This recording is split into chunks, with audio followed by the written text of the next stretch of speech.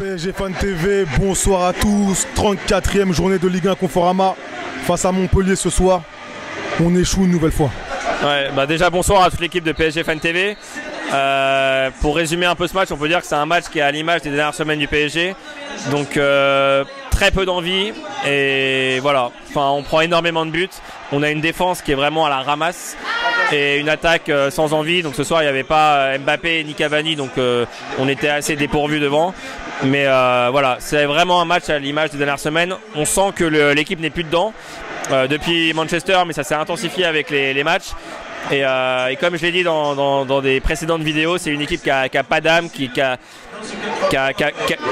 pas en fait la haine de la défaite. Qui a pas la haine de la défaite, c'est ce qu'a dit Turel lors de la semaine dernière. La haine de la défaite le fait qu'il avait besoin de plus de joueurs qui détestaient perdre. Voilà.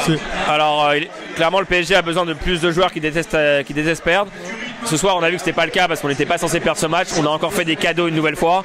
Il n'y a pas de conséquences, mais pour moi ce genre de match ça veut tout dire en fait sur l'état d'esprit du club. Et c'est pour ça que suite au match de Rennes, je pense que c'est vraiment le moment de taper un grand coup et de faire un ménage super important. Donc pour moi Turel il doit dégager. Je vais être assez ferme, mais je pense que le bilan de la saison il est catastrophique. Et pour moi Turel j'en veux plus. J'ai envie de tourner la page. D'accord.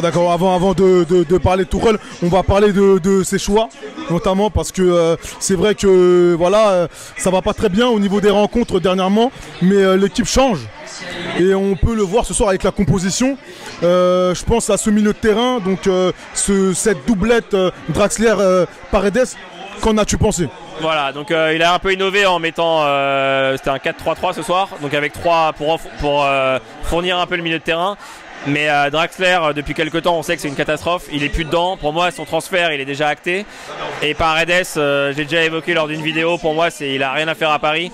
Ça a beau être un joueur technique, on a trop de joueurs techniques à Paris. Il faut des guerriers. Et Paredes, ce soir, il fait une énorme boulette qui nous coûte le match nul. Donc, il n'y a pas de conséquences sur l'ensemble de la saison. On est déjà champion, etc. Mais pour moi, Paredes, 47 millions, c'est une arnaque, quoi. Est-ce que c'est pas ça finalement? Est-ce que c'est pas le fait que certains joueurs n'ont pas le niveau tout simplement? Parce que là on aime bien parler d'âme, mais c'est de la spéculation tout ça je pense. Si on s'attache vraiment au niveau actuel de certains joueurs, on peut se poser des questions.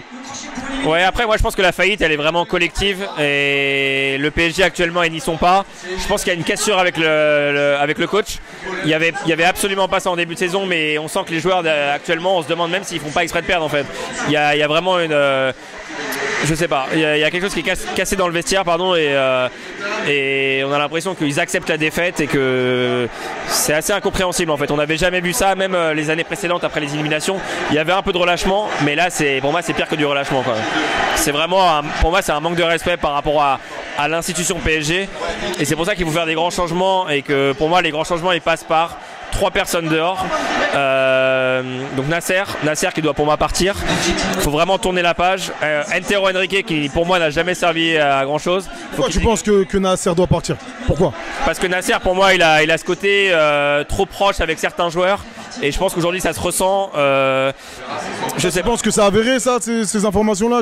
C'est avéré je pense. Et pour moi Nasser il faut tourner la page. Il parle pas dans les médias depuis l'élimination de Manchester. Chaque année le discours est le même et les supporters ont vraiment besoin d'autre chose. Donc voilà, chacun sa chance. Nasser pour moi ça fait 7-8 ans qu'il est déjà là. Il a eu l'opportunité de s'exprimer, de faire grandir le club. Mais pour moi il faut tourner la page, et le fait en fait de faire des choix forts en remplaçant par exemple Nasser El Khelaifi, ça permettrait de entre guillemets tourner la page et de passer à autre chose et oublier entre guillemets toutes ces déceptions, notamment en Champions League bien sûr. Très bien. Bon, on va essayer de vivre la fin de saison. Qu'espères-tu?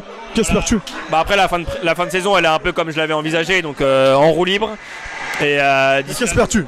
Bah d'ici la fin de saison je m'attends pas à grand chose. Je pense pas que ce soit le dernier match qu'on perdra cette année, mais honnêtement je m'attends à rien. Donc moi je continue de regarder tous les matchs de Paris, mais en tout cas la passion elle n'y est plus depuis quelques temps déjà.